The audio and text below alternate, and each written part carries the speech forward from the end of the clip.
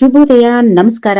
Welcome to Yoyo Kannada. ಬನ್ನೀಗ ನೋಡೋಣ ಹವಾಮಾನದ ವರದಿ. ಮುಂಗಾರು ಮಳೆಯ ಆರ್ಭಟ ಮುಂದುವರೆದಿದೆ. ಬಂಗಾಳಕೊಲ್ಲಿಯಲ್ಲಿ ವಾಯುಭಾರ ಕುಸಿತವಾಗಿರುವ ಹಿನ್ನೆಲೆಯಲ್ಲಿ ರಾಜ್ಯದಲ್ಲಿ ಹೆಚ್ಚು ಮಳೆ ಬೀಳ್ತಾ ಇದೆ. ಮುಂದಿನ 2 ದಿನಗಳ ಕಾಲ ಕರಾವಳಿ ಹಾಗೂ ಮಲೆನಾಡು ಭಾಗದ ಜಿಲ್ಲೆಗಳಲ್ಲಿ ವ್ಯಾಪಕ ಮಳೆಯಾಗಲಿದೆ ಎಂದು ಹವಾಮಾನ ಇಲಾಖೆ ಮುನ್ಸೂಚನೆಯಲ್ಲಿ ತಿಳಿಸಿದೆ. ಇದರ ಹಿನ್ನೆಲೆಯಲ್ಲಿ ಉತ್ತರ ಕನ್ನಡ, ಉಡುಪಿ, ದಕ್ಷಿಣ ಕನ್ನಡ, ಶಿವಮೊಗ್ಗ ಹಾಗೂ ಚಿಕ್ಕಮಗಳೂರು ಜಿಲ್ಲೆಗಳಲ್ಲಿ ಇಂದು ರೆಡ್ ಅಲರ್ಟ್ ಘೋಷಣೆ ಮಾಡಲಾಗಿದೆ. ಬೆಳಗಾವಿ, ಹಾವೇರಿ, ಹಾಸನ ಹಾಗೂ ಕೊಡಗು ಜಿಲ್ಲೆಗಳಿಗೆ ಆರೆಂಜ್ ಅಲರ್ಟ್ ನೀಡಲಾಗಿದೆ. ಇನ್ನುಳಿದಂತೆ ಚಾಮರಾಜನಗರ, ಮೈಸೂರು, ದಾವಣಗೆರೆ, ಚಿತ್ರದುರ್ಗ, ಯಾದಗಿರಿ, ಬೀದರ್ ಹಾಗೂ ಗದಗ ಜಿಲ್ಲೆಗಳಿಗೆ ಯೆಲ್ಲೋ ಅಲರ್ಟ್ ಘೋಷಣೆ ಮಾಡಲಾಗಿದೆ. ಜೊತೆಗೆ ರಾಮನಗರ, ತುಮಕೂರು, ಮಂಡ್ಯ, ಕೋಲಾರ, ಚಿಕ್ಕಬಳ್ಳಾಪುರ, ಬೆಂಗಳೂರು ನಗರ, ಬೆಂಗಳೂರು ಗ್ರಾಮಾಂತರ, ರಾಯಚೂರು, ವಿಜಯನಗರ ಹಾಗೂ ಕೊಪ್ಪಳದಲ್ಲಿ ಕೂಡ ಮಳೆಯಾಗಲಿದೆ ಎಂದು ಹವಾಮಾನ ಇಲಾಖೆ ಮುನ್ಸೂಚನೆಯಲ್ಲಿ ತಿಳಿಸಿದೆ. ಬೆಂಗಳೂರಿನ ಬಹುತೇಕ ಕಡೆಗಳಲ್ಲಿ ಭಾನುವಾರ ಮಳೆಯಾಗಿದೆ. ಇಂದು ಕೂಡ ಮೋಡ ಕವಿದ ವಾತಾವರಣ ಇದೆ. ಕಾಫಿ ನಾಡು ಚಿಕ್ಕಮಗಳೂರಿನಲ್ಲಿ ಮಳೆ ಅಬ್ಬರ ಹೆಚ್ಚಾಗಿದ್ದು, ತುಂಗಾ ನದಿ ಅಪಾಯದ ಮಟ್ಟದಲ್ಲಿ ಉಕ್ಕಿ ಹರಿಯುತ್ತಿದೆ. ಜಿಲ್ಲೆಯ 5 ತಾಲೂಕುಗಳ ಪ್ರಾಥಮಿಕ ಮತ್ತು ಪ್ರೌಢಶಾಲೆ, ಅಂಗನವಾಡಿ ಕೇಂದ್ರಗಳಿಗೆ ಇಂದು ರಜೆ ಘೋಷಣೆ ಮಾಡಲಾಗಿದೆ.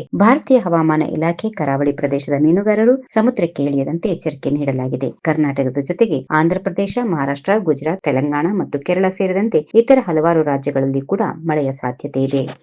ಈ ವಿಡಿಯೋ ನಿಮಗೆ ಇಷ್ಟವಾದಲ್ಲಿ ಲೈಕ್ ಮಾಡಿ, ಶೇರ್ ಮಾಡಿ, ಸಬ್ಸ್ಕ್ರೈಬ್ ಮಾಡಿ.